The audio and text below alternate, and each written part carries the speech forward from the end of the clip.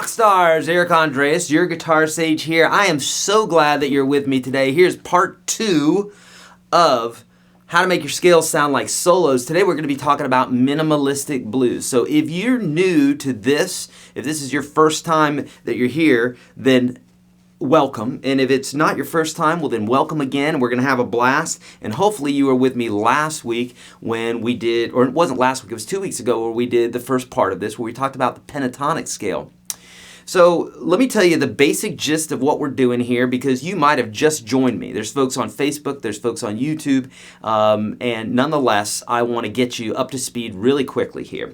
So I get enough messages, enough comments, and enough emails from folks that are always saying, Eric, how do I get my dang button on my shirt attached? And I say, I have no idea.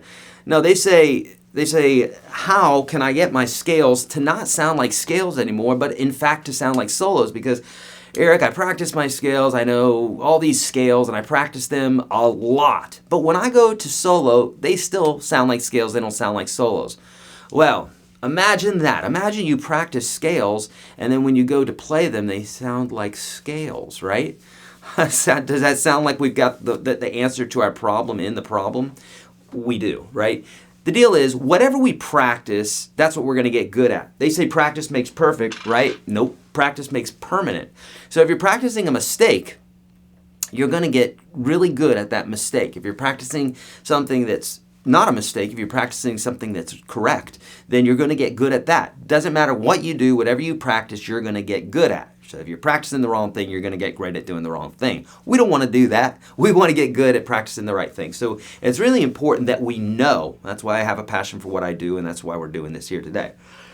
So what happens a lot of times is people practice these scales. As we talked about 2 weeks ago, we talked about that pentatonic scale.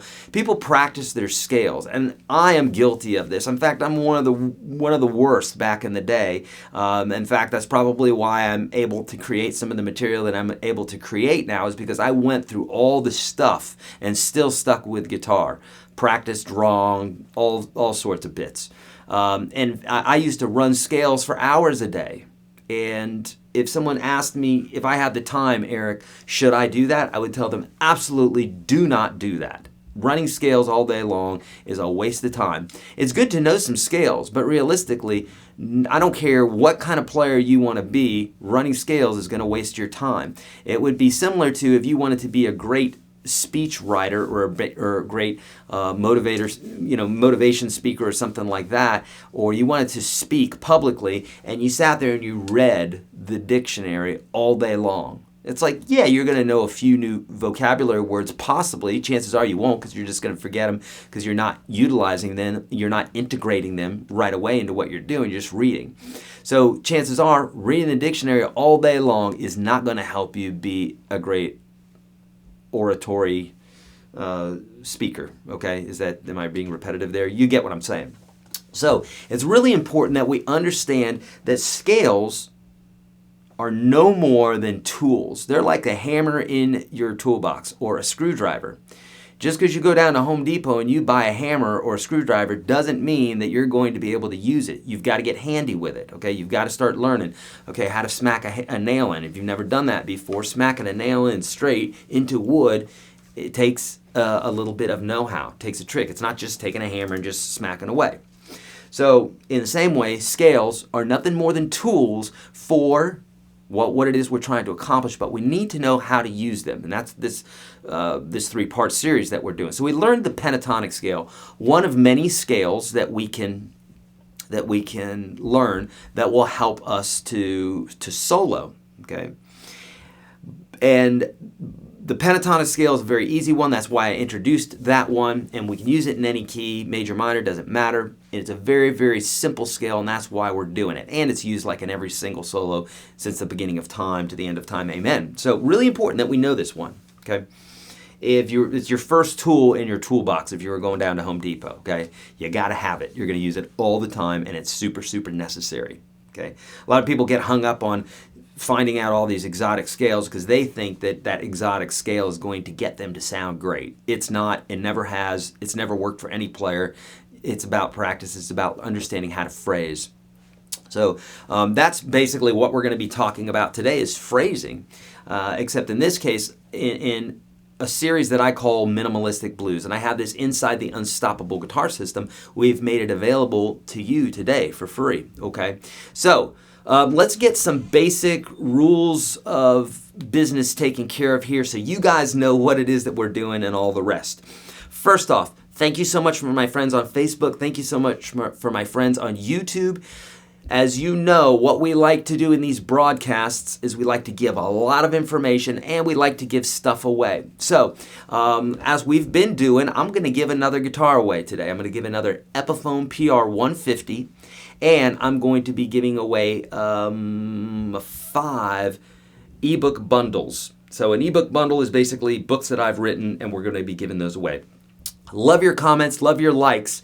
So keep those coming, but for folks that share it after the broadcast, we pick 6 winners in this case. 5 will be for the ebook bundles, and then 1 is going to win an Epiphone PR150. Nice, okay? Super cool. So you know what to do. I'll mention that again sometime later. A couple other things to think about. If you're on YouTube right now, hit that subscribe button and hit that notification button. do it, my friends. If you're on Facebook, do the same, because you're not going to know when I'm giving stuff away. And I give thousands of dollars worth of stuff away every single month. And we do all these broadcasts where we're giving these massive lessons away and teaching you tons of stuff. So I want you to be part of this. And the only way for you to be part of it is for you to be notified. So hit that subscribe button, hit that notification button, whether you're on Facebook or YouTube. There you go. One other order of business is in the description of this video.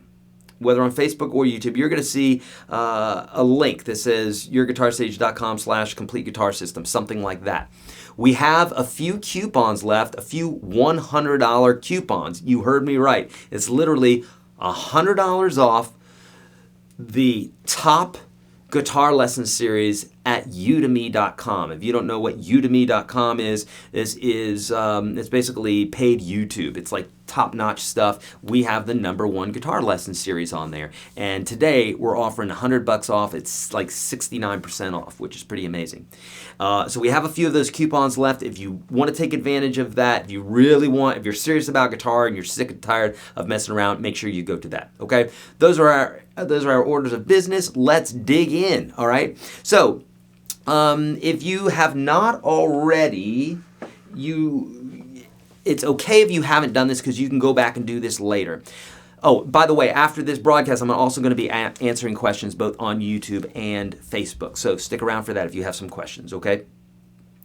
Someone's asking how they get to the Unstoppable Guitar System. You can join the free series, which is YourGuitarSage.com/30. You'll have an opportunity to join at some point in there, or just go to UnstoppableGuitarSystem.com. Okay, now let's talk about this. So there is a PDF for this. If you don't know what I'm talking about here, I'm going to tell you about it. In fact, I believe, yeah, there's the PDF. It's in the description of the video. I don't even have to tell you. Go there.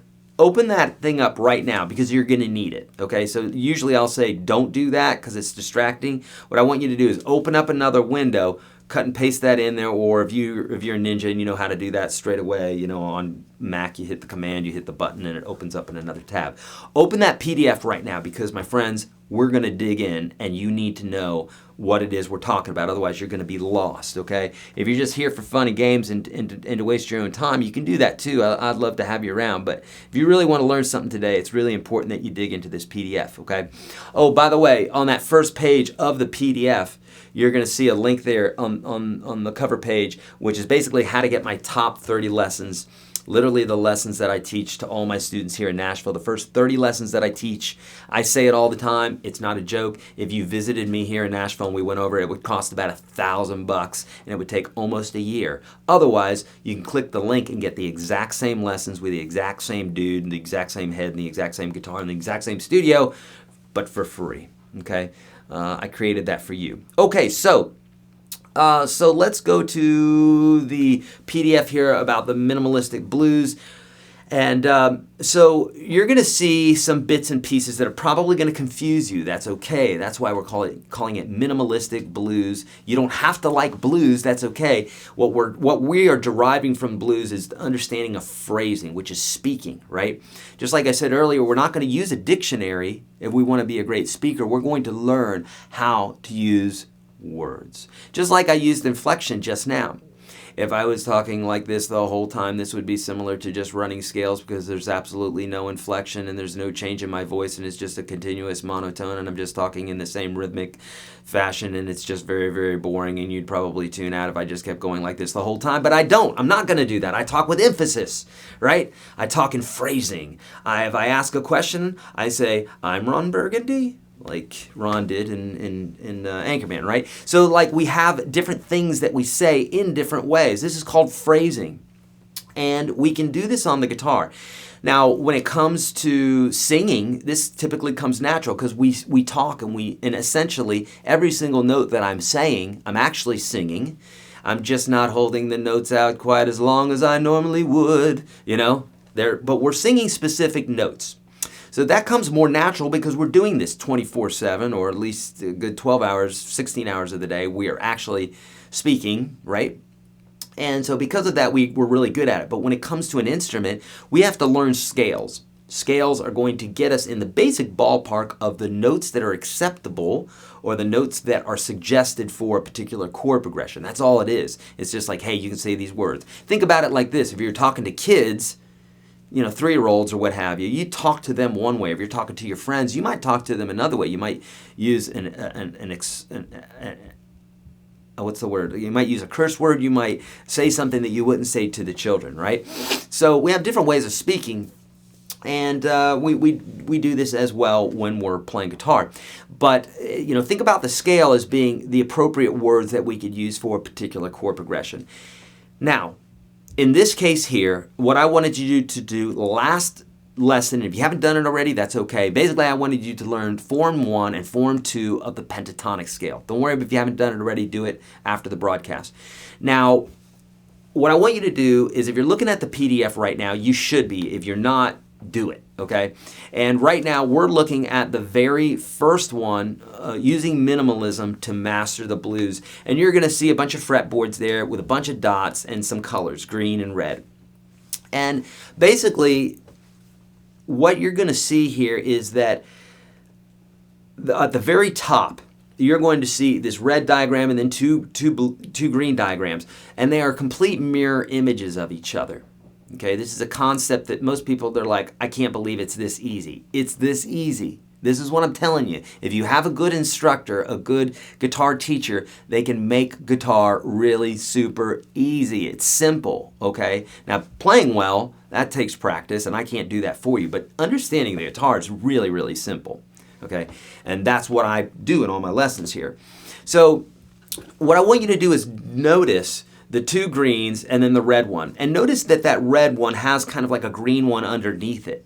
And if you notice the 1, 4, 5 and then there's a little black dot in between it, if you go to strings 3 and 4, you're going to see that same green little phrase with a 1, 4, 5 and the little black dot in between it. And then if you go down to strings 6 and 5, you'll see the same thing, the 1, 4, 5 with a little black dot in between it. Now, why is that, Eric? Well, because that's how the fretboard works all the time in every key, in everything. It's just like notes that are repeated all the time.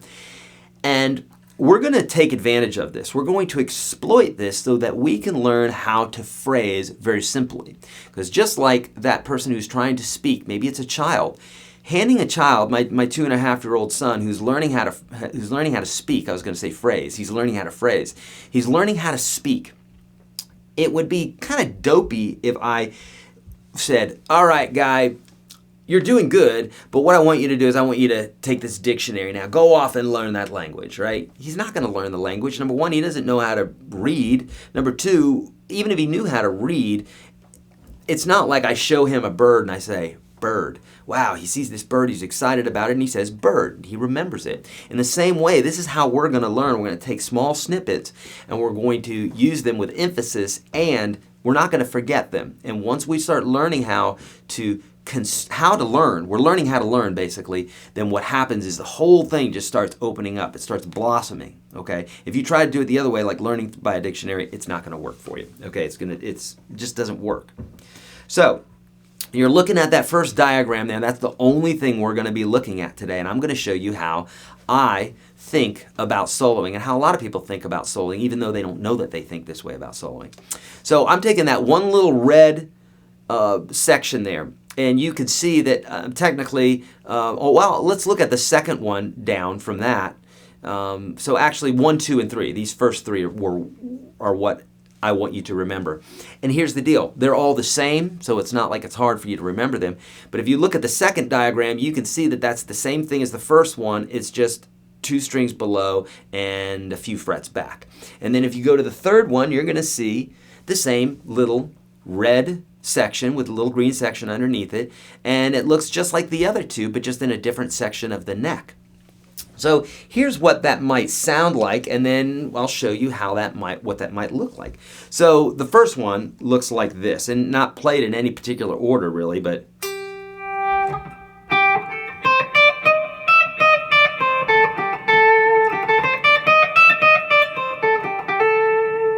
now if I play this down here,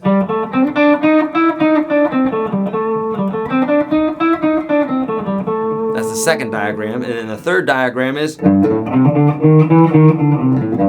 Well,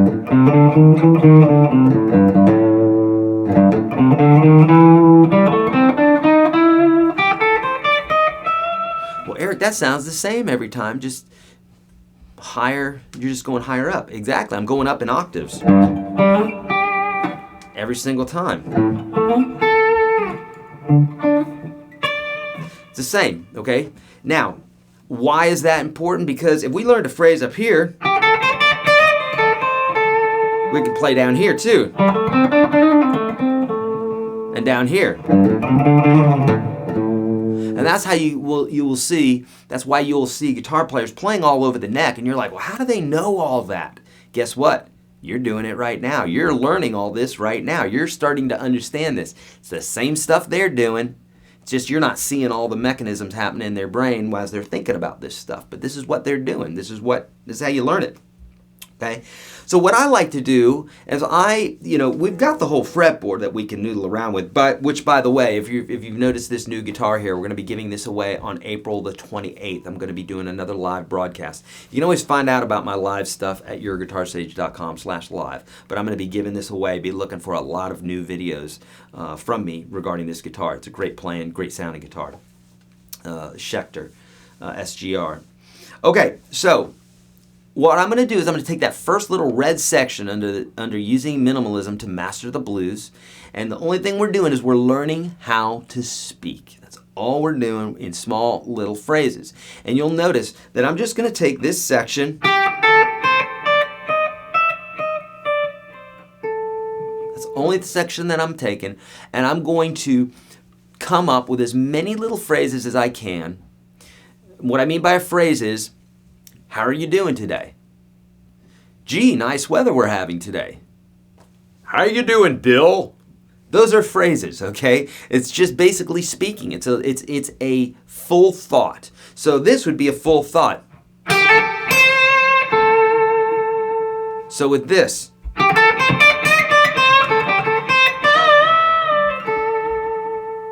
So with this. Or those are all phrases. Basically, they're also called motifs, which is basically a little section of music that we can play, and we can say, okay, there's an idea. And a solo is typically a series of those put together where it's almost like a conversation, okay? So that's what I'm going to be doing here. I'm playing the 12-bar blues. It's a jam progression that I have here. It's a 12-bar blues, and this chord progression you can find unstoppableguitarsystem.com, or if you're on YouTube, you can type in YourGuitarSage jam tracks, and you're going to find similar jam tracks, blues tracks. In fact, you can type in YourGuitarSage Blues Jam, and you're going to find similar ones that you can do this with when we're done. If you're inside the Unstoppable Guitar System, of course, you have nearly 600 of these, and you've got the visual jams and the whole 9 yards. So you're set, okay? Right, so here we go. So notice, the only thing I want you to notice here is that I'm using this one little section, literally 5 notes. I might bend a note or two, but literally I'm just going to be using 5 notes. 5.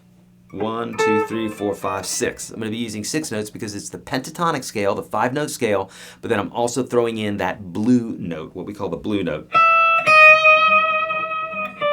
That note. Makes it sound bluesy, right? Okay, so here we go. So I'm playing this chord progression, which is 12-bar blues in the key of A, and I'm using A blues, and I'm using that one little section at the top there in the red. Here we go. Just give you an idea of how phrasing should sound. Or can sound. Here we go.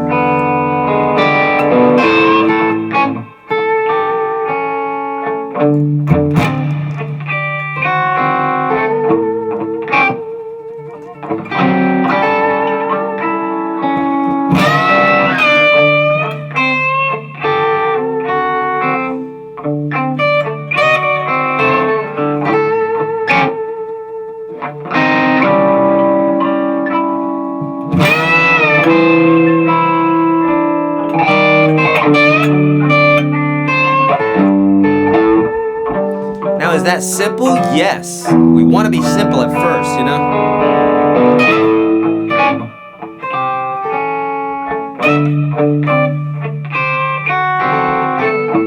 I promise you'll be able to do this, okay? Because what you're doing is you're taking a small section, just messing around. You can put two notes together.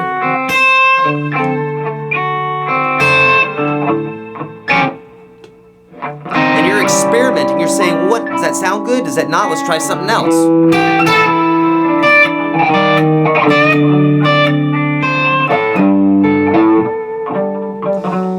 Now I'm coming back to this note a lot because that's an A, that one that you're seeing. It's the one of the chord progression. It's also the one of the scale. And the 4 and the 5 are very popular notes as well, but we could use any one of these notes and they're going to sound really good. So the idea of minimalistic blues playing is that we take one section of the neck and we just sit there and we start noodling away on it and we get to know it. Because this would be similar, again, for the same reason that my 2.5-year-old, I just teach him little phrases like poo-poo, pee-pee, hungry, hurt, whatever, like little words, and then I associate them to whatever it is that he's learning, and then he knows them this automatically because that's communication, and that's the only thing we're doing here.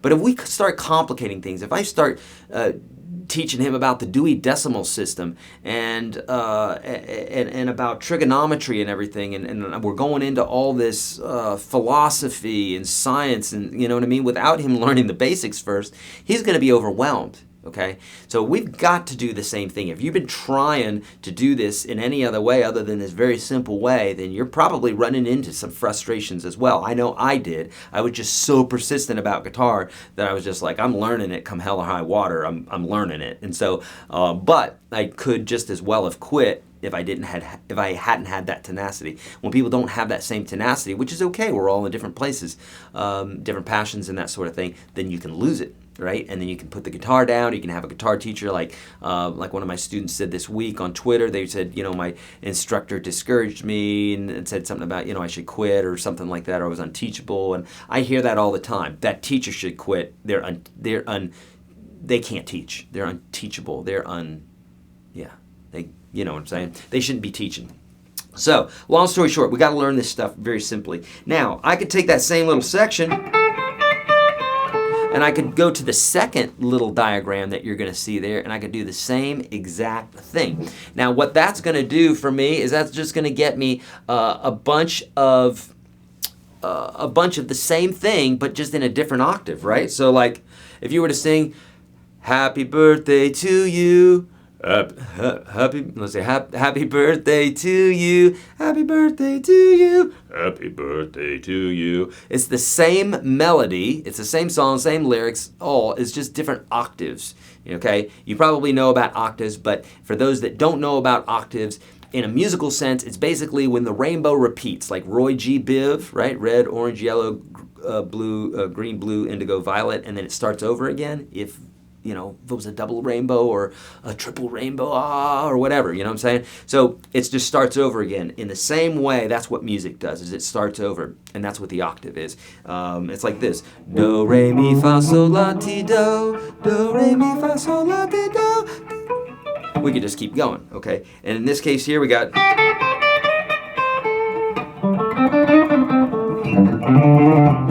And that's all I'm going to be doing, but in a different section of the neck here. So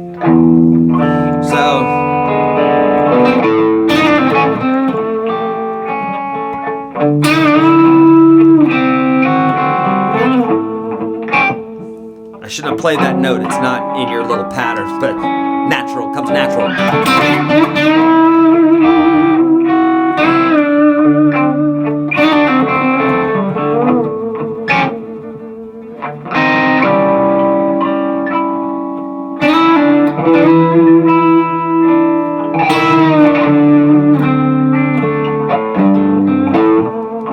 Now I'm going to take that same section. This is the third section down. Same notes, one octave lower.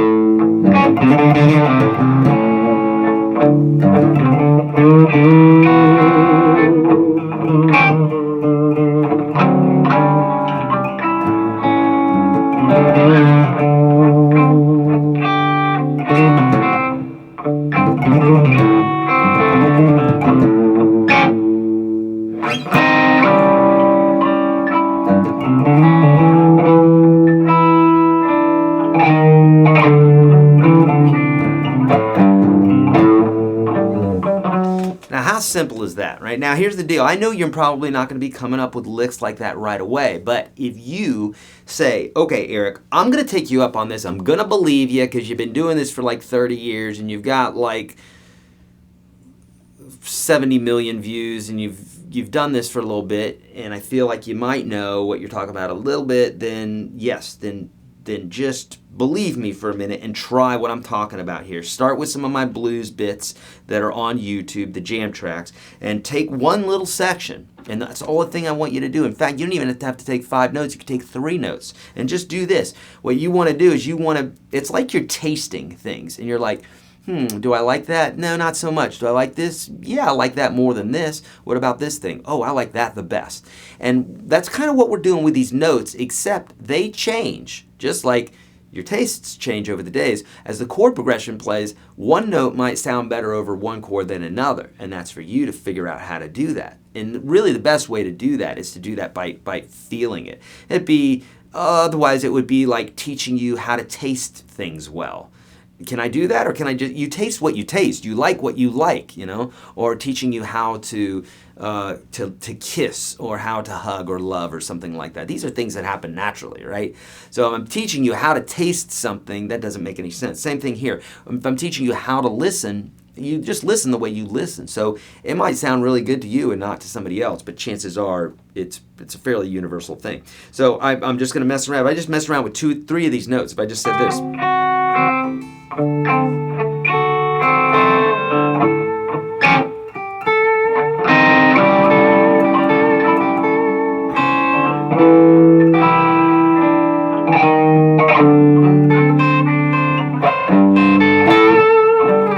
Keeping it real simple, right? And that's the only thing we need to do. Now you may say to yourself, well, Eric, that's too simple. I really want to get more complex than that. I really have to do that. Okay, well, if you don't understand this, but this is boring to you, well, then maybe you're someplace in between there, right? We always have to push the envelope. We're on a continuum. So if it's really, really boring to you and you're like, well, I can't start there. I need something more complex. If you can't do the simple, you're not going to be able to do the complex. So start at the simple. I don't care if you're a little bit bored, just do it, and you're going to progress. It's going to become easier, and you're going to be able to get into those other areas. Okay, does that make sense? I think that probably does. If it doesn't, I'm going to go to some questions here, and we're going to discuss it. Okay. Okay, so first off, I'm on Facebook. That's where I'm going to be starting, and then I'm going to be heading over to YouTube, and those questions are rocking and rolling, Okay, here we go. So, and I'm just starting right at the top here on Facebook. Can these scales work on the bass? Yes, by all means. It's all the same. It's music. It works on every instrument. Okay, Aaron, I don't know what your situation there is on Udemy. You'll have to research that because I've got like 95,000 people in it. So chances are it's on your end, not on Udemy's end. So just read the screen and figure out what you need to do. Because I wouldn't know that being in Nashville here. Okay, sorry about that, bud. I wish I could help you out there more, but you're going to have to read the screen and see what it's saying. What's the issue? Otherwise, you can get in touch with Udemy support because they do their own support. All right. Yeah, we do have some coupons left, my friends. If you want to take advantage of the $100 off today, check out the description of this video. There is a link in there that will lead you to $100 off, which is $69 off the #1 guitar lesson series on udemy.com. Like I said, we've had nearly 95,000 people go through my courses there in like 150 countries. It's pretty cool, right? Kevin, yes, another new guitar. This is the Schecter SGR. I think it's the C1 or G1. I forgot the exact series, but this is a great little guitar. You're going to see a lot of videos coming out from me regarding this. Some Van Halen that I'm going to be teaching that's coming up, and I'm going to be giving this away on the 28th. The 28th? Yeah, the 28th of April. So you'll want to make sure that you are that you're there. And it's going to be a similar broadcast to this, except it's basically talking about how to go from rhythm playing to lead guitar playing. So it's the idea of you're a rhythm guitar player, now you want to play lead guitar, how are we going to do that? And also addressing hey, I'm actually playing rhythm right now and I want to go to a lead, but I keep messing up. So, because I get that question all the time, all right? Okay. Great questions. Is practicing sitting and standing beneficial? Yeah, Tim, both. Here's the deal. Whatever you practice, you get good at. You practice sitting down, you're going to get good at sitting down. But then when you stand up, you won't be as good at practicing standing up. It's just a mental thing that you hadn't practiced. So when you practice standing up, you're going to get good at practicing standing up. And when you sit down, it might feel a little bit different. So whatever you practice is what you get good at, okay? All right, good stuff. I'm popping over to YouTube really quickly. We're going to get to some questions. Where is the PDF? John St. Jean is saying. John St. Jean, look in the description of this video. There's something that says something about a bonus PDF. Click on that. That will get you there, my friend. Okay.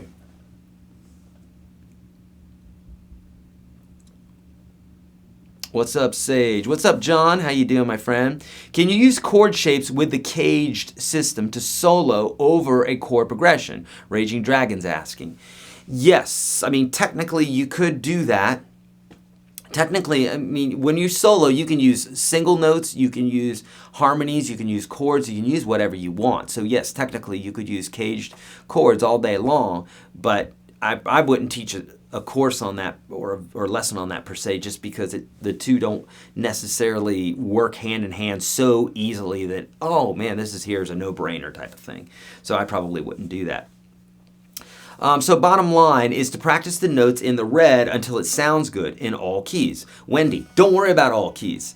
So remember, what I'm trying to do for you guys is keep things simple. Keep things simple, keep things simple, keep things simple every single time. Because once you get the simple, you're going to know when it is time to move on. Think about this. You go to the gym. When you go to the gym, are you like, man, we're the heaviest weights around here? Not me. When I go to the gym, I'm like, all right, I'm going to start with something simple. And I try to burn my muscles out just for that day. And I try to think about, well, how do I want to feel the next day? So I try not to overdo it, because I've done that a million times at the gym. So think about this when you're playing. You don't want to get overwhelmed. You want it to make sense and to be simple for you to get the concept. Once you get the concept, then you can start complicating things. But you want to be very simple at first. So Wendy, just stick to the key of A. If you're trying to stick to the key of A with exactly what I've given you today, on YouTube, type in YourGuitarSage backing track A. Key of A or something like that. You're going to find some blues tracks, maybe some funk, stuff like that. But nonetheless, that's what you want to do.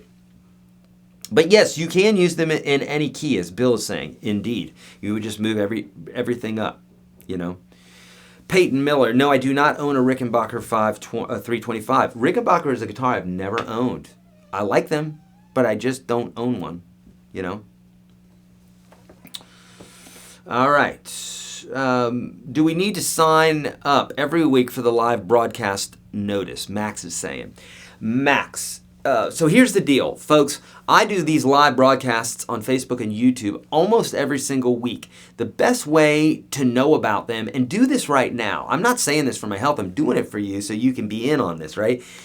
Subscribe. Hit subscribe if you're on YouTube.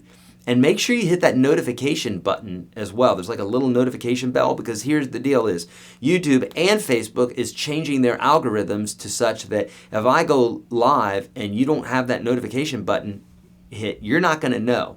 There's just too much information out there on the World Wide Web anymore that they're making things harder to get to, because you're getting inundated with things that are grabbing your attention. It's just life. It's the interweb. Okay, so make sure you hit that notification button. You can do this on Facebook too as well, I'm pretty sure. Also in the left hand corner on Facebook, you're going to see something that says events, and that'll let you know about events coming up. We've done this in the past some, but we're going to start doing it more and more as we go on. Now, Max, as far as winning this guitar on the 28th and all the guitars that I give away on my weekend broadcasts, yes, you'll want to sign up for that, and usually I'll say loud and clear on videos and stuff, hey, sign up below, that sort of thing. Reason being is that we pick the name out of the hat of those people that have signed up, and that's who wins. In today's case, it's going to be someone who shares this video. So we're going to be giving away 5 ebook bundles, which are valued at $22 a piece, and we're going to be giving away, what else are we going to give away? Normally we give away books, my signed books, but I said ebook bundles today, so that's what we're going to be doing. And the other thing is we're giving away a guitar, an Epiphone PR 150 acoustic guitar. So, and the only thing you have to do is share the video. We'll be looking for winners after the broadcast. That's how we do it. All right. Doesn't the caged system just find the chord tones 1, 4, 5? The caged system basically is a way of, and I have videos on this if you want to know more about it on YouTube, just type in YourGuitarSage caged. And the idea is this: we have these open chords, C, A, G, E, and D. That spells caged. And we can learn these chord shapes in order. And basically what it allows you to do is play every chord, every major chord, 5 different ways. A C shape, an A shape, G shape, E shape, D shape. So for instance, if we take a C chord, that's a C chord with a C shape. This is a C chord with an A shape. This is a C chord with a G shape. This is a C chord with an E shape. This is a C chord with a D shape. Okay, if that doesn't make sense to you, that's okay. If you're in the Unstoppable Guitar System, you've got a whole section there that teaches you major, minor, minor 7, the 7th chords, like lots of videos to really get this into your psyche and for you to understand this. Otherwise, I have a preview for that on YouTube. Just type in YourGuitarSage caged, okay? So Mary Beth is saying, so you just move the shapes up and down for the different chords? No, Mary Beth, nope, don't do that. Keep it simple, Mary Beth. Just use the shape, the one shape. Don't change it at all. So when the chords are moving around, don't change it. Okay, technically you could, but again, that's complicating things. We don't want to do that. We want to keep things very, very simple. So I'm playing the whole time. That's the 1 chord. Here's the 5 chord.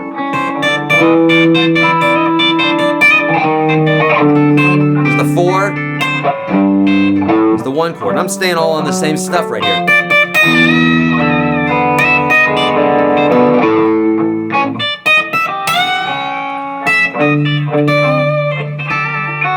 So no, do not change it when the chord changes. Just keep it the same. All right. So what kind of guitar are you using? This is the Schecter SGR. I believe it's called the C-1. I forgot the name, the actual model name, and it's not on here, is it? It is not. It's got a quality approved sticker on it, but it does not have. Oh, sorry, yeah, it's a C1 SGR. But I'm going to be giving this beautiful baby away on April the 28th. So if you want to find out more about that, YourGuitarSage.com/live. That's how you can find out about all my live stuff that we're doing on the weekends. Otherwise, you'll want to subscribe or like my pages like Facebook, YouTube, Twitter, Instagram, those sorts of things, because I announce it on all those. You'll see announcements on all those today, and if you're on one of those, you should get the announcement. Okay, great. How do I know which mode to use in a song to solo? Verdi's saying. Verdi, I have a question for you. Do you love jazz? If you don't love jazz, you probably don't need to be even messing with modes, okay? Because modes, people, again, this is where people think that they need a mode or a particular scale to sound intelligent. Nope. You need to learn how to phrase correctly. Okay? You don't need some fancy pants scale. It's not going to make you sound better. In fact, it's going to confuse you. I promise you. Start with the simple stuff.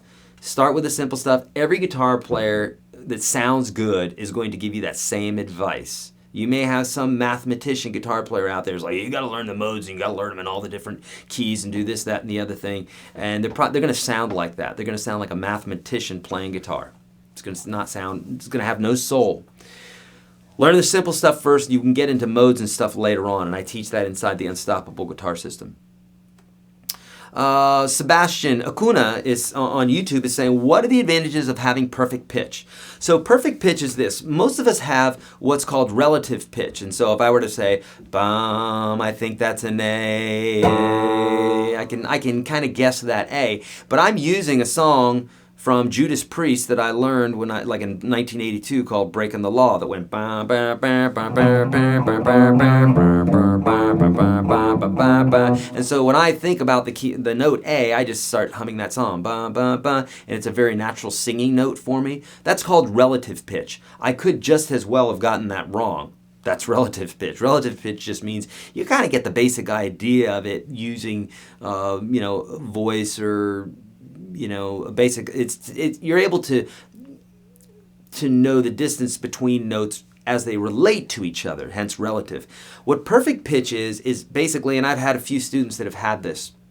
One child had autism and had perfect pitch. And then I've had a student or two who did not have autism that had perfect pitch. But the idea of perfect pitch is I could play this and they could say, oh, that's an A. Not only is it an A, it's slightly flat or it's slightly sharp. If I hit this, they could go, oh, that's a C or that's an E. And they're able to specifically know the note. Some people say you can learn this. Some people say that you're born with it. Maybe it's Maybelline. No, it's an old advertisement. So I believe that you can develop it. I've purchased courses on it, and they were long and extensive and boring as hell, so I didn't complete them. And I found that there's a lot of musicians I know that have perfect pitch, and some of them are better than the musicians that don't, but then I know musicians who don't have perfect pitch, and they're amazing. So I found that it's not really something that I need to know to do music well. But relative pitch is very important. But the advantages to having perfect pitch is, you're able to also be able to typically hear notes within a chord. Like if I were to play this chord, usually folks with perfect pitch can name each one of the individual notes inside of that chord in how it stacks and everything. They've got uncanny hearing. It's really cool. Okay. All right. Make sure that you put your question mark after your questions, because there's so many of these that I'm going to skip them if not, okay? What is your opinion about the Boss Katana series? I don't know much about it, my friend. I'm sorry. I'm taking your awesome course. I don't know how to get to the pod to get to this pod on Facebook. Who won your guitar? Mike, I don't remember the names of who won them, but I just posted it. I think it was something Taggart, maybe Edward Taggart or something. I posted it on my social media. You should be following my social media, Mike. You would know that. Ooh, do it, Mike. All right, wouldn't you emphasize the 1, the 4, and the 5 depending on the chord in the progression? That's a great tidbit to add, Joe. So what Joe is saying is, well, wouldn't I emphasize the 1 note or the 4 note or the 5 note on that chord as it's being played inside the chord progression? Here's the answer. It's going to sound more intelligent when you do that. Yes, it's going to sound more like a conversation between the rhythm guitar player and the lead guitar player. And this is something that I teach very often. I have lots of videos for this inside my courses, but then I also teach this a bit on YouTube. Maybe it's called like chasing the note or something like that. But basically what we're doing is we're playing, if the 4 chord comes along, playing the 4 note of that chord or the scale while the 4 chord plays is nice. It makes it sound, very cohesive, if you will.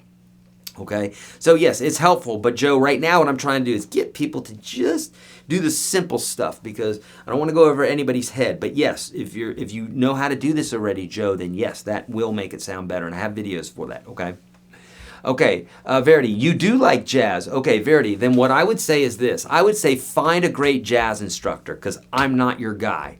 I can tell you about the theory of modes, but I wouldn't do that in this broadcast because we'd lose everybody, number 1. And 2, it'd be really going down a rabbit hole. But essentially, every mode that you play can play over a specific kind of chord, and that chord, the notes in the chord match the notes in the melody or the scale. That's the short of it. But there's some theory there that you need to know, and I do teach that inside my courses. But honestly, Verity, I would say if you're looking for jazz, don't go with me, because I'm not jazz heavy. It's not where I come from. I come from more of a blues and a rock background. That's my love. Classical guitar, those sorts of bits, rockabilly, a little bit of rockabilly, surf guitar, those sorts of things. Classic rock, alternative. But find a good jazz teacher. That will help a bunch, okay? Okay, yes. Okay, so great questions, my friends. Oops, I meant different keys. Do you move the same shape for different keys? Mary Beth, yes, you do. So basically, if you aren't loving what you're playing, you're not going anywhere. Might kind of. If you're not loving what you're doing, you're probably not going to continue with it. So it's important to keep that love for the guitar. It's important to play what you like. Otherwise, yeah, why are you doing it, right? That's a lot of people are starting to come to this enlightenment that if you have your purpose, if you know what your purpose is, maybe a purpose for the day or for the week or for your life, if you know what that purpose is, you're going to go after it.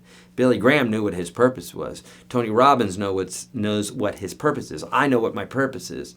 And when you have that purpose sitting out in front of you, you're constantly going after it, right? You're chasing it.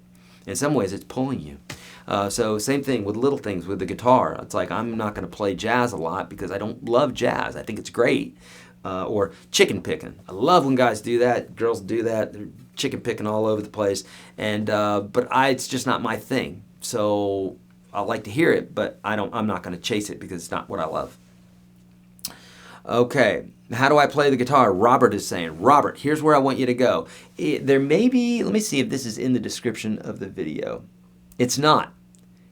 On both platforms, on Facebook and YouTube, here you go, my friends. Here's your chance to be a hero. I want you to do this for me. Someone do this. Type this in. Type in www.YourGuitar, Guitar, Sage, SAGE.com/30. Someone type that in on Facebook, someone type that in on YouTube, and make sure it's right before you do it, please, because people are going to be following that link, and I want them to go to the right place. That is a free course that I've set up for you. So for my friend out there who said, how do I play guitar? That's where you start. Watch video 1. And go to video 30, video 1, 2, 3, all the way to 30. That's going to teach you how to play guitar the right way, step by step. Now, I've sat down with hundreds of guitar players, thousands, literally tens of thousands of lessons over the years. So I kind of have a method for doing this. I've done it so many times that I've seen what works and what doesn't work, and I've specifically cut out this real step-by-step bit that if you do that, you're not going to mess up, okay? Yeah, if you really want to learn about guitar, you really are serious about getting involved and jumping in, you can do that a couple ways. Take advantage of the very affordable course that we have today. Links in the description of this video. It's $100 off, 69% off of the top guitar lesson series that's at udemy.com. We've got the #1 lesson series. We've had 95,000 people in it, 150 different countries, a lot of different people. So a lot of fun. Or the Unstoppable Guitar System is even bigger, better, jam tracks, live broadcast. It's the whole enchilada. Join that one. Okay, yes, be kind to everyone. Spay and neuter your pets. Don't trust the man. You got it, John. You got what I'm talking about. Do you have a special chord progression that you frequently play on? I love blues, so I use that one a lot, but I love minor keys, but not one specific one. Please show me the minor pentatonic and when we should use it. I did that. That's what we've been doing. This has all been the minor pentatonic. So, and if you watch the first series, then you've got that as well. Make sure you watch that. Okay, so I'm taking your complete guitar system. That's the one that we have $100 off today. We do have some coupons left for that. But I don't know which songs I can use to practice it. Can you recommend me some songs? Guillermo is saying, Guillermo, I have about 1,000 lessons on YouTube where I teach in the same method that I teach in that course, but I teach these songs. So your best bet is to find a song that you like. So type in YourGuitarSage and the name of an artist that you like. Elvis, Green Day, Clash, whoever. Type in YourGuitarSage and whatever artist it is that you like. And then this way you're going to have a choice of some songs. And I teach the same way those songs that I teach in that course. You're going to be set, okay? Good.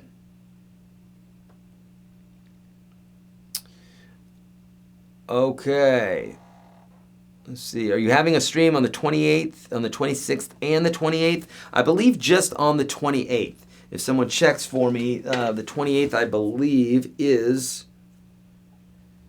Let's see. I'm going to double check here. But I believe the 28th is a weekend, and it's a Saturday. It is, and that's when we're doing the live broadcast. So not on the... Oh, on the 26th. Yeah, I'll probably do it on the 26th, too. That's a Thursday. But yeah, usually we do that.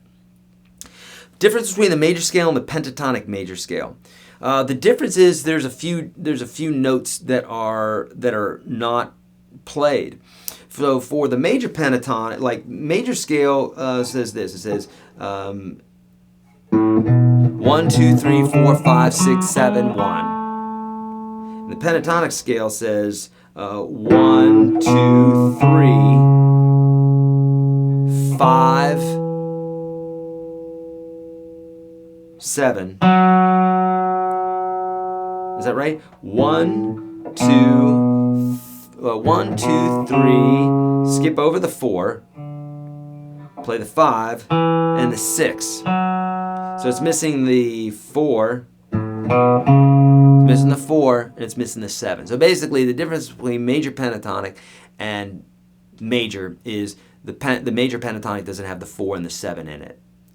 Okay, I don't even think about that. That's why I just had to go through that in my head. But you can see where theory serves you. It's like I didn't really need that. I don't need it ever when I'm playing. But if somebody asks me this question, I can figure that out using music theory. Okay, so it's important to know. By the way, if you're scared of music theory on YouTube, type in YourGuitarSage music theory, and I have a specific lesson that will just teach you the music theory that really, if you just know those things, you're going to know a lot of stuff. The most important stuff you need to know on music theory. All right. Okay. Oh, won't let you put a web address on there. John's saying, okay, maybe that has something to do with YouTube. Maybe disguise it. Maybe don't put www. Maybe just put worldwideweb.yourguitarsage.com or something like that. But yes, okay, John, thank you for trying to do that. And I'm sorry, that must be YouTube basically keeping folks from spamming, putting their own web address up there, that sort of thing. But if you want to take that free course, here it is. Get ready to write it down or put it in your memory. YourGuitarSage.com/30. Easy, because it's 30 lessons, right? Top 30 lessons. So YourGuitarSage.com/30. Okay, there you go. Okay, I'm gonna bump back over. There you go, Froggy Frog put that up there, and I'm gonna be bumping over to Facebook now. All right, questions on Facebook. All right, Evan just put the description up on Facebook. If you want to check that out on my Facebook, which is facebook.com/YourGuitarSage, you could check that out, and that will get you the information that you need, okay? I'm not able to play guitar and sing at the same time. Is that normal? It is totally normal. That's everybody in the existence of ever. So watch my video for that, either in my programs, or I have a sampler on YouTube. You can type in YourGuitarSage singing and playing. Okay, and that will help a ton, because there is a method to learning how to do that. But that's everybody, because you're doing two different things at once. Okay. All right. I always share your streams because your content is awesome and you share so much good information. I was wondering, is your Fender Strat your favorite guitar to play? Thank you, Evan. I appreciate all the kind words and for sharing. And yes, the Fender Strat, I believe, is my favorite guitar. I love that guitar. It just has my heart. I love it. Okay, so Andrew's saying, hey Sage, why have all those different forms of the pentatonic scale? Why not just stick to the fret and just move it up or down the fretboard? Thanks. Andrew, that's a great question. And because thinking that way, now there's nothing wrong with doing that. I like to purposely sometimes get lost on the fretboard, and I will purposely try to mess myself up to get lost so that I go into that mode, what you're talking about there, where I'm just using my ear and I'm like, okay, I'm on this note, I want to go up. Is it a half step or a whole step, or can I jump several frets and can I arrive there on time just using my intuition? That's a great practice. But realistically, when we're playing, it's like all those licks and being able to see the fretboard in a way where the notes just jump out at you. You're not you can play more interesting licks, and it doesn't sound like you're just kind of fishing around and hitting mistakes sometimes. But it's a great practice, so that's a very, very smart bit that you added there. My knuckles start to hurt after a while. Is that normal? Yes, that is normal, Stacy. Indeed, it's just part of the bit, you know. What are the best notes to bend? Kevin, that's up to you. But when you're talking about, you know, minor pentatonic and blues, I always like bending the pinky on the first and second string, and then my third finger on the third string. So, or that's the second string, and then the first string is. Make sense? All right, great questions. Oh man, you guys are killing it today. Love it. In the PDF, what is the relation between the red and green sections? Are those sections you can put together relatively well or something else? Glenn is saying. Glenn, those relationships they are the same exact notes in different octaves. That's all. So basically, if you play the lick in the one area of the neck, you can go to the other section of the neck, play the same exact lick, and to another area, play the same exact lick, and it's just going to be in a different octave. So if I play this lick up here, I can play it here, or down here.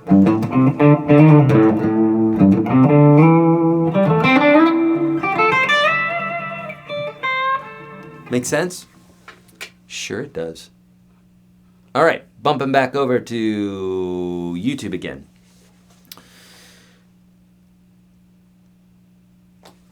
How to make solos sound sad? Okay, well, great question. Well, first off, they need to be in a minor key, right? So we need to have something that's like if it's nice and slow, that's going to help.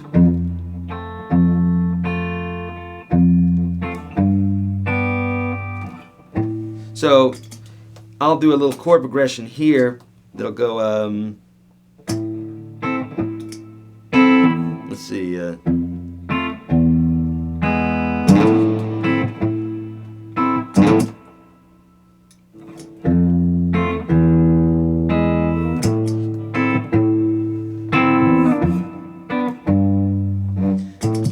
I don't mess up, here we go.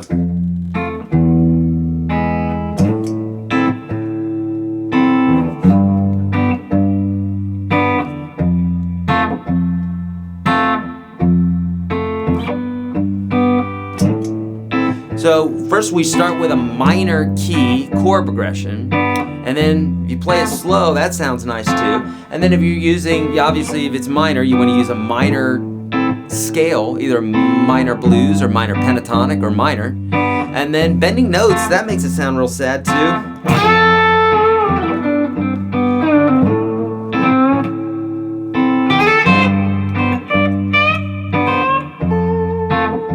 And also if you make the guitar cry type of thing, you know, kind of.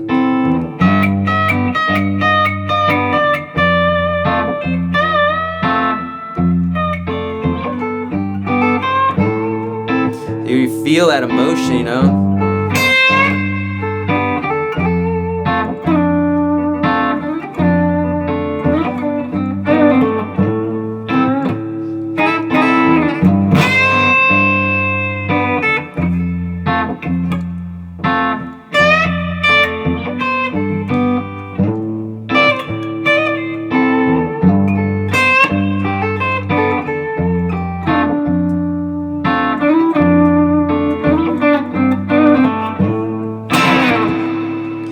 So that's how you make it sound sad, a lot of bends, but it's got to sound in a minor key. So we did that in a major key. We could bend all day long. It's not going to sound so sad, you know. Definitely keep it in a minor key.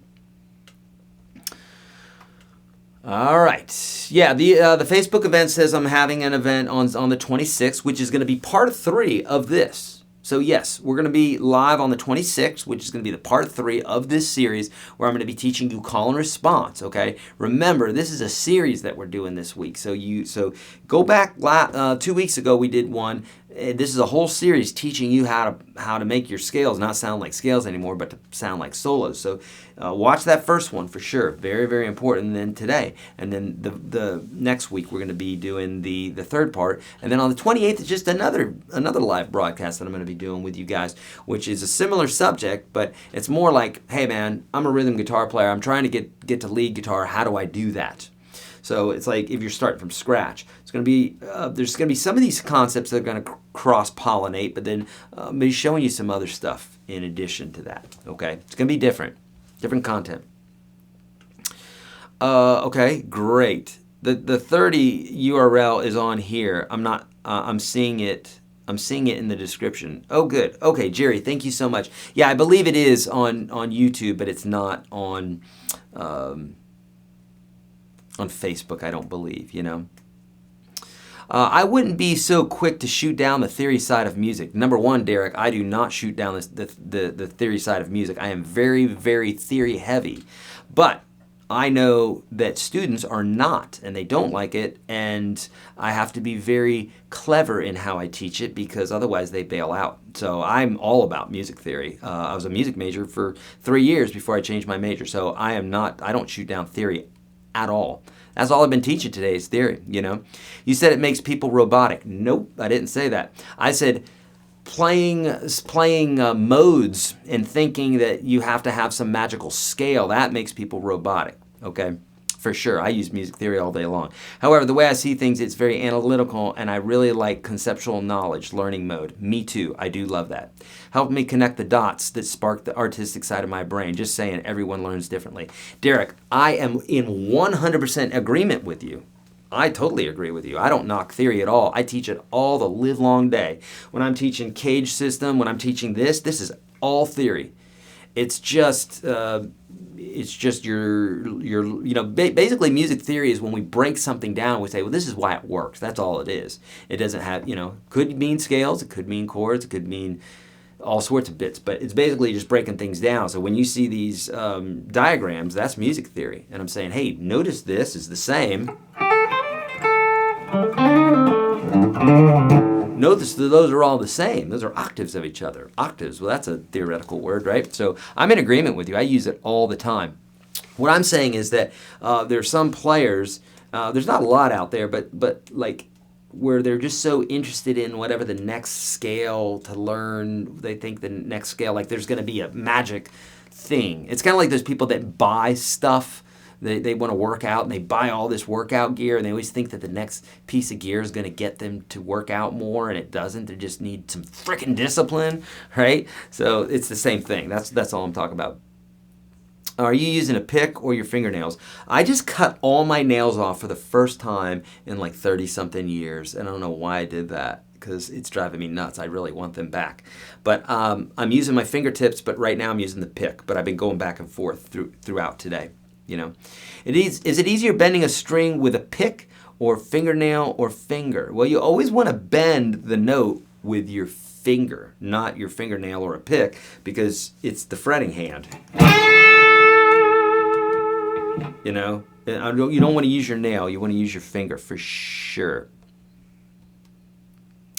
Byron, no, little sister is sitting right here. I have not misplaced her. It says I wanted to show you guys this today because this is the one I'm going to be giving away on the 28th. I wanted to kind of give you guys a little heads up, you know. Is somebody cutting onions? Evan was crying over there. I was making him cry with the sweet, tasty licks. All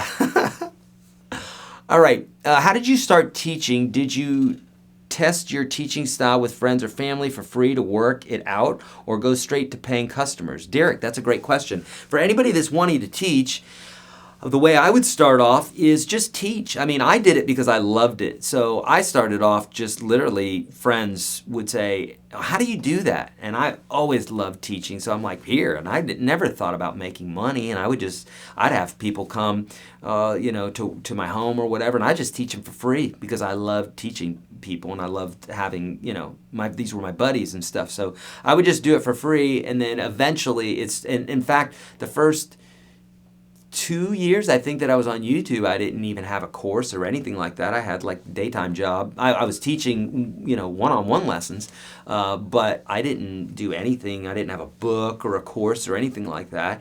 It was other people that said, hey, I really want a book from you. I really want a course from you. I want to learn more from you. And then I was like, I guess that's what I'm supposed to be doing. So that's kind of how that happened. But I loved teaching, and I did it all for free. I put up hundreds of videos before I saw a penny, just because I love doing it. It's so fun, and I love giving back and seeing people. I love seeing beings go from not knowing to enlightenment in whatever it is, whether it's food or working out or relationships or guitar or whatever. To me, the most beautiful thing is when I see someone in the dark and then they go into enlightenment. Dear God, that is the most beautiful thing in the world. I just love it. Makes me so happy. What are your thoughts on some other internet guitar teachers? Marty, love them. Andy, love them. Justin, love them. I love all those guys. Have you met any of them, like Tim Pierce, Pete Thorne? I think I've emailed Tim before. We talked, but nonetheless, I know Tim Pierce obviously from LA, and then Brett Papa, who's a buddy of mine who comes here a lot. He is good friends with him. Pete Thorne, I haven't met Pete. I think he's amazing. I've talked to Marty on the phone. I've talked to Justin on the phone. I've talked to Andy over the internet. And both Marty and Justin and Andy, they're all good guys in their own right. They all do their own thing. But I love them. I mean, it's like there's a place for everybody. Honestly, I don't. Some people say, "Are you guys competitors?" And it's like, I guess technically, if someone's in the same market as you, they are. But like, I don't look at it that way. I just look at it as we're all teaching guitar. I mean, I started off doing it for free. I know Justin did as well, and I think Marty did too. So it's like, we're just guitar players that like to teach, and I think it's great. And one guy will teach something differently than somebody else, and so it's all needed, Okay, man, I'm missing this. Cutting open the brick wall and repairing some melted drain pipes. Ooh, not good. Okay. G.R. Skinner, not trying to start a flame war. Just curious if you've looked at any other videos and those that change anything about what you do based on what they've done, either good or bad. G.R. Skinner. No, that's not a flame war. No, I watch videos all the time. Usually when I'm watching like a guitar lesson video, it might be specifically for a song, and I like to know, okay, how does this guy teach this, or what am I missing?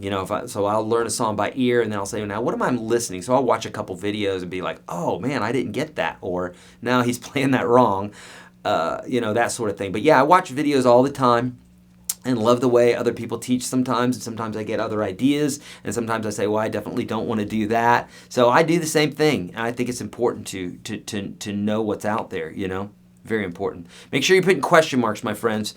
Okay, how do you do that rack with the pick? Oh, the rake with the pick before bending the notes. Before bending the notes? Okay, do you mean like...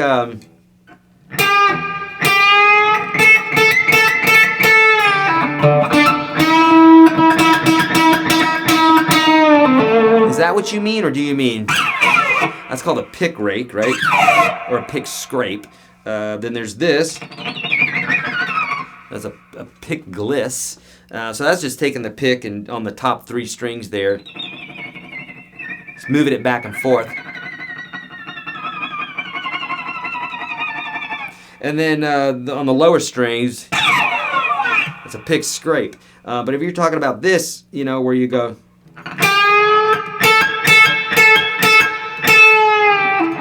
Basically what you're doing is just really driving that pick into using a lot of pick and really taking advantage of that sound, Hopefully that answers your question there, my friend. I thought we were supposed to cut our fingernails. Do you mean that you had to cut your nails on your picking hand? Yeah, on my picking hand, exactly. Gene, I don't have an app for my guitar lessons. We did have one, and I thought it was kind of lame, and I did away with it, and now people are asking for it again, so we're probably going to do that and have some jam tracks and all sorts of stuff on there, but I don't have one out right as we speak. How to create a melody. You're learning about it right now, my friend, but I have lots of videos on that. On YouTube, type in YourGuitarSage melody. On the PDF, what does the tuning head represent again? The tuning head? What are you talking about? What do you mean, what does the tuning head represent? I gotta see what you're talking about. That don't make no sense to me. What does the tuning head represent? I mean, if you're talking about the behind the fret, like the open fret, that's the ones that are off of the fretboard. I think that's what you mean, right? All right. Is it easier to start learning on an acoustic or an electric guitar? Froggy, I'm not sure who Tony is. I'm sorry. There's a million great guitar players out there, so I just don't know that person. I'm sure he's a great player, he or she. Barry's saying, is it easier to start off on acoustic or electric? I think the electric guitar is easier to physically play as far as fretting, but I think as far as distraction-wise, the acoustic guitar makes more sense because with electric guitar, you've got pedals and amps and all sorts of stuff, and it can be a bit confusing sometimes. Does that make sense? Definitions of a mode. Man, I would say a mode is a derivative of the major scale. I don't know the strict definition of a mode. The word mode comes from the Greek, and it means mood. And basically those different modes were thought to create different moods, which is not far off the truth. And but yeah, it's a derivative of the major scale, basically. Does any major chord have a relative major chord? I don't know what you mean by that. That does not make sense. Your question doesn't make sense. Does a major chord have a relative major? There's no relative major of major. It's always relative minor, and the minor has a relative major. But yes, every major chord has a related minor, and every minor chord has a related major. Indeed. Just go back 3 half steps. If you're at a major chord, and this was a discovery that I made just a few years ago. No one ever taught me this. No one ever said it's important. I found it on my own. I thought that's pretty amazing. If you're in a major chord, if you go back 3 half steps, 1, 2, 3, you'll always find a minor chord as it relates to the major scale and the minor scale. Any minor chord, whatever you're playing, if you go 3 half steps up, you have a major chord every single time in every single key. Pretty cool, right?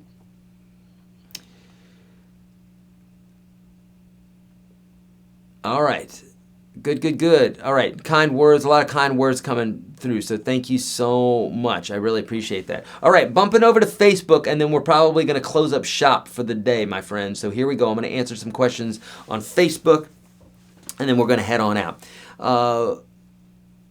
Okay. Quinn Sullivan last night when it comes to Nashville. Okay. I'll have to check it out, Stacy. Thank you. All right. And Jonathan, thank you for posting that link. I appreciate that, my friend.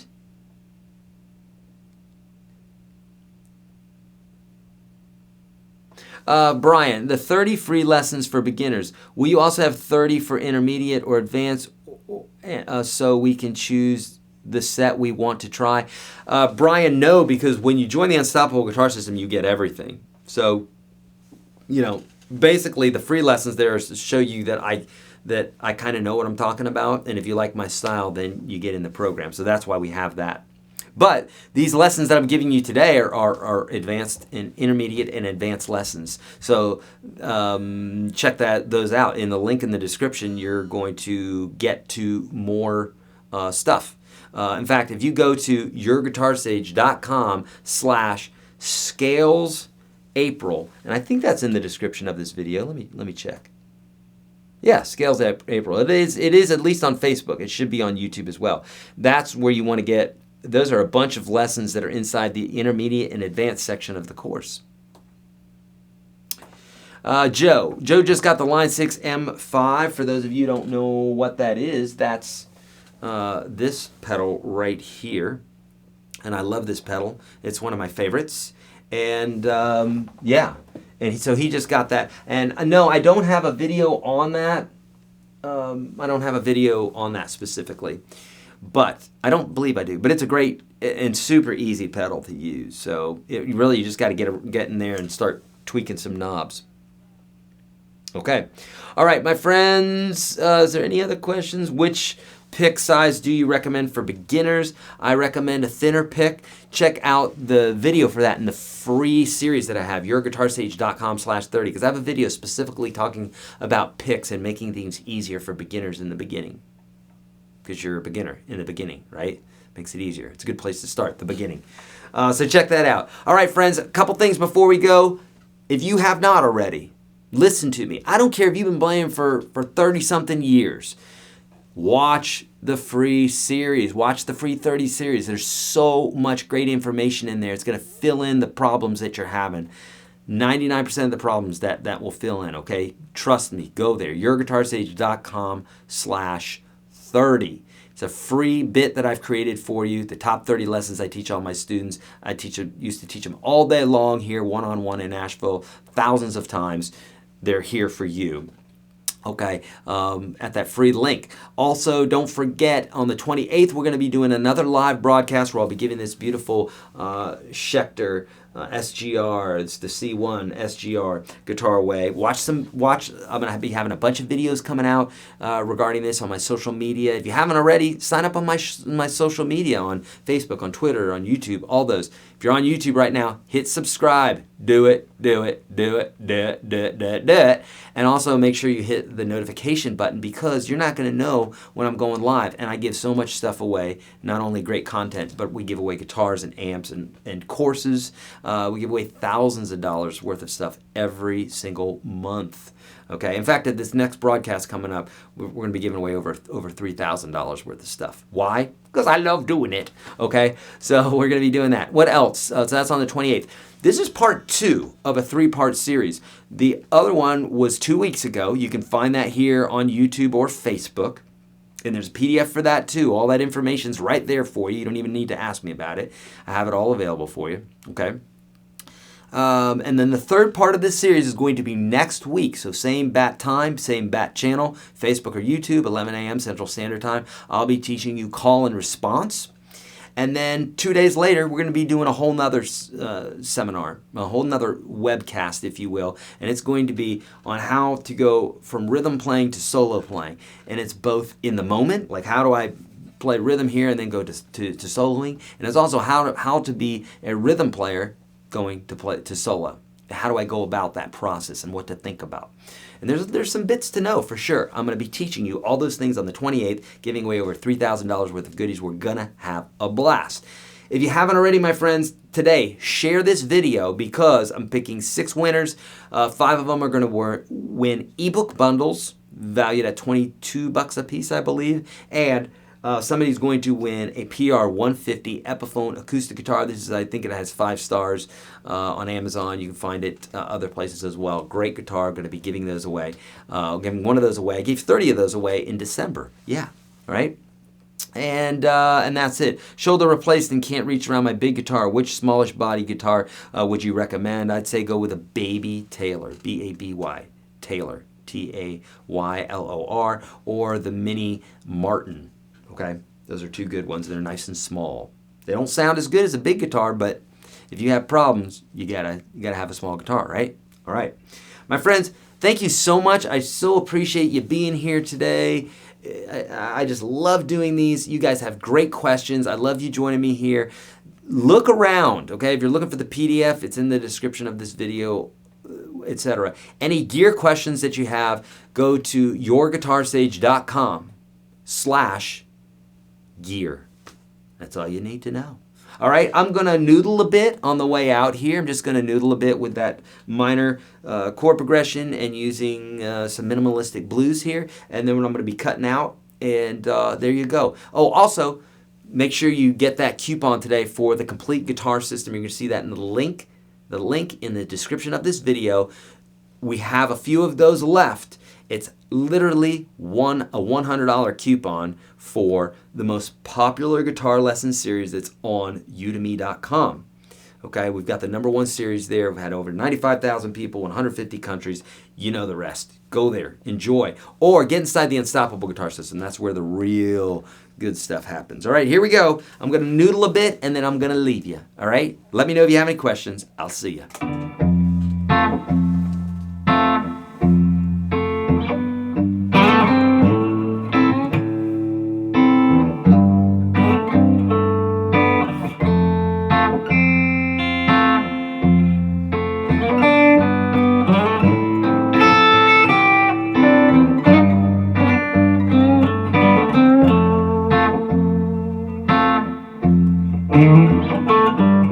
Thank you.